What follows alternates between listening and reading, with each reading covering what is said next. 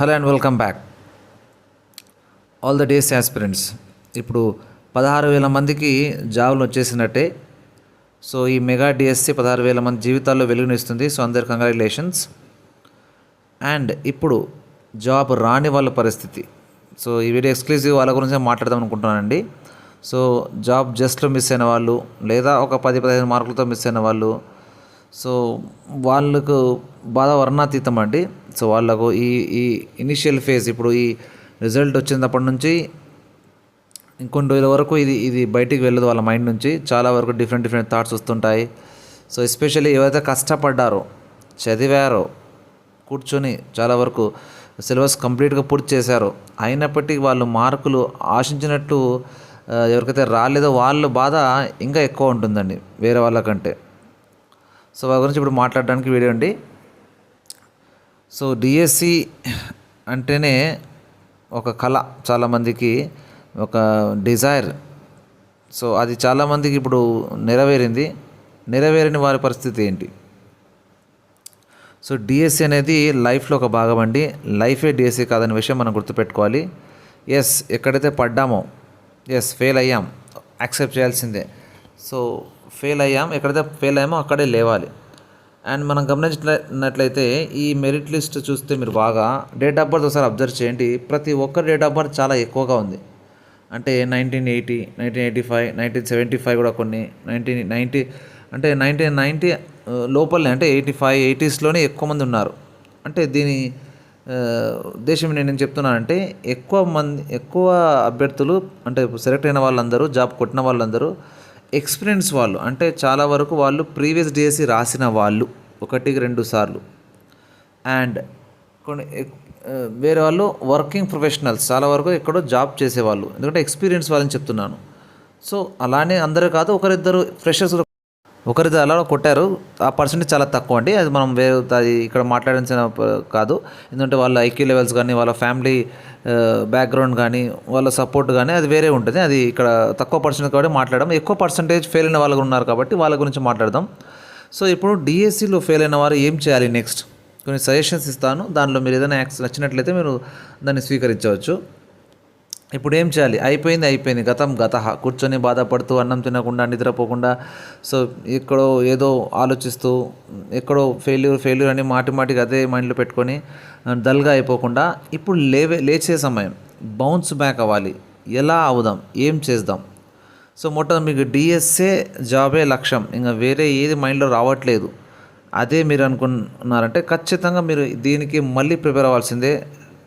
అది ఎప్పుడైనా notification next year అంటున్నారు, నెక్స్ట్ ఇయర్, ఇంకో నెక్స్ట్ ఇయర్, 5 ఏళ్ళకి రాని మీరు రెడీగా ఉండి ఈసారి జాబ్ మిస్ కావద్దు, కొట్టాలి అంటే ఖచ్చితంగా మీరు దీనికి ప్రిపేర్ అవ్వాలి. ఇంకా ఆప్షన్ లేదు. ఫ్యామిలీలో మీకు స్ట్రగుల్ ఉంది, తప్పదు, ఫ్యామిలీలో జాబ్ చేయాలి.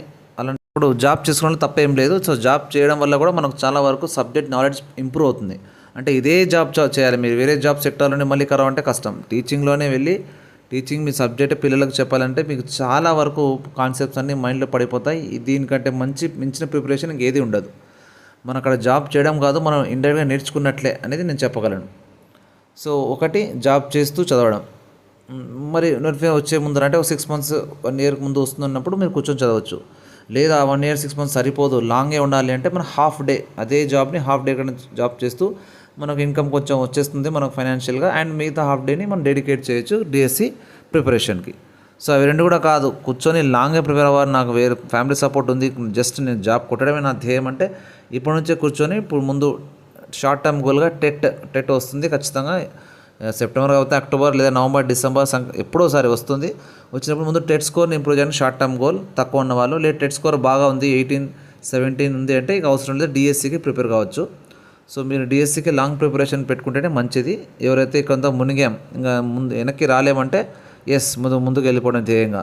లేదు ఫ్యామిలీ ప్రాబ్లం ఉందంటే జాబ్ చేస్తూ హాఫ్ డే చేసి చదవడం, లేదా ఫుల్ డే జాబ్ చేస్తూ ఎక్స్పీరియన్స్ గెయిన్ అయిన తర్వాత వచ్చే ముందర ఒక 6 months 1 year ముందర కూడా కూర్చొని చదవడం. మండే బర్నింగ్ డిజైర్ మీలో ఉంటే ఖచ్చితంగా ఈరోజు అయితే రేపు ఎక్కడైతే ఫెయిల్ అయ్యామో అక్కడే మనం సక్సెస్ అవుతాం ఖచ్చితంగా. ఫెయిల్యూర్ అనేది, సక్సెస్ అనేది రెండు కూడా it's not a destination, it's a journey. So next ఇప్పుడు మనం బగబగమండే బర్నింగ్ డిజైర్ మీలో ఉంటే ఖచ్చితంగా మనం సక్సెస్ ఈరోజు కాదు రేపు ఖచ్చితంగా అవుతాం. అసలు టీచింగ్ ఫీల్డే ఇష్టం లేదా, జస్ట్ ఏదో క్వాలిఫికేషన్ ఉంది ట్రై చేశాను రాలేదంటే ఎస్ డైవర్ట్ అయిపోయి మీరు ఎక్కడెక్కడ ఫీల్డ్లో వెళ్ళాలనుకుంటారో, ఎక్కడ మీకు ప్యాషన్ అయితే ఉందో, ఎక్కడైతే ఇష్టం ఉందో అక్కడ వెళ్ళిపోవచ్చు. లేదు టీచింగే నాదేం పిచ్చి, నాకు టీచింగ్ అంటే ఇంకా వేరే నాకు ఏ ప్రొఫెషన్ నచ్చట్లేదంటే మీరు జాబ్ చేస్తూ చదవడం నేను చెప్పినట్టు, లేదా హాఫ్ డే చేస్తూ చదవడం, లేదా కంప్లీట్ వదిలేసి ఫ్యామిలీ సపోర్ట్ ఉంటే మొత్తానికి మనం ప్రిపేర్ అవ్వకుంటూ కూర్చోవడం. ఇది లేదు నాకు ఈ ఫీల్డే నచ్చదబ్బా, జస్ట్ ఏదో క్వాలిఫికేషన్ ఉంది ఇంతవరకు ట్రై చేశాను అనుకుంటే జస్ట్ మీరు డైవర్ట్ అయిపోవచ్చు. మీ సొంతంగా నచ్చిన ఏదైనా ఫీల్డ్ ఉంటే మీ అక్కడ ప్యాషన్ ఎక్కడైతే ఉంటే అక్కడ మీ ఆ ఫీల్డ్కి వెళ్ళి మీరు డైవర్ట్ అయిపోవచ్చు. ఇంకా డిఎస్సి గురించి కూర్చోవాల్సిన అవసరం అయితే లేదు. మెడిసిన్ మంచిదే, రోగాన్ని నయం చేస్తుంది, కానీ ఆ మెడిసిన్ కూడా ఎక్స్పైరీ డేట్ ఉంటుంది. ఏదో ఒక రోజు అది ఎండ్ అయిపోతుంది, అది మనం వాడకూడదు. సో అదేవిధంగా జీవితంలో కూడా మనకు ఒక టార్గెట్ పెట్టుకోవాలి. 2 years 3 years 5 years అంతవరకే అండి ఒక డెడ్ లైన్. దాని తర్వాత ఇక డైవర్ట్ అయిపోయి అదే చదువుకున్న నాలెడ్జ్ని ఇక్కడ మనం యూజ్ చేయొచ్చు, ఎక్కడ ఉపయోగపడుతుందని అదే దారిలో మనం వెళ్ళిపోవచ్చు. కానీ ఇంకా అక్కడే కూర్చుంటే చాలా తప్పండి అది. సో అందరికీ రాసిపెట్టి ఉండదు జాబ్, అందరికీ గవర్నమెంట్ జాబ్ రావాలంటే కుదరదు. అది కొంతమందికే. అంటే నా ఉద్దేశం ప్రిపేర్ అవ్వడానికి కూర్చోక ముందే మన నెగిటివ్ కూడా యాక్సెప్ట్ చేసేయాలి. అంటే జాబ్ వచ్చేలాగా కూర్చొని చదవాలి పాజిటివ్గా. ఇన్ కేస్ 1% రాకపోతే ఏం చేయాలి, వాట్ నెక్స్ట్, వస్తే ఈ ప్లాన్, రాకపోతే ఈ ప్లాన్ అంటూ ముందుగానే నెగిటివ్ రాకుంటే కూడా ఏం చేయొచ్చు ఏం లేదు అని విధి విధానాలు దాన్ని మనం ప్లానింగ్ వేసుకున్న తర్వాతే ఈ ఫీల్డ్లో దిగాలి. ఒక్కసారి దిగిన తర్వాత అఫ్కోర్స్ సక్సెస్ కావచ్చు, ఫెయిల్యూర్ కూడా కావచ్చు. సో సక్సెస్ని ఎవరైనా ఎంజాయ్ చేయగలరండి.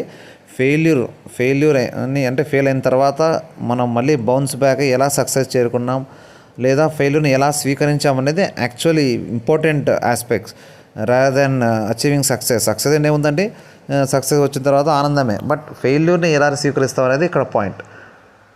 మార్కులు పోయాయో పిఏలోనా, సైకాలజీలోనా, లేదా మీ సబ్జెక్ట్లోనా, ఎక్కడైతే పోయాయో అక్కడ ఇప్పుడు స్ట్రాంగ్ అవ్వాలంటే ఇప్పుడు అదే ఎక్కువసార్లు చదవాలి. సో ఎక్కడెక్కడ మీరు లాస్ అయ్యారో అక్కడ చూసుకోండి. All the best. నెక్స్ట్ మళ్ళీ వీడియో కలుస్తాను.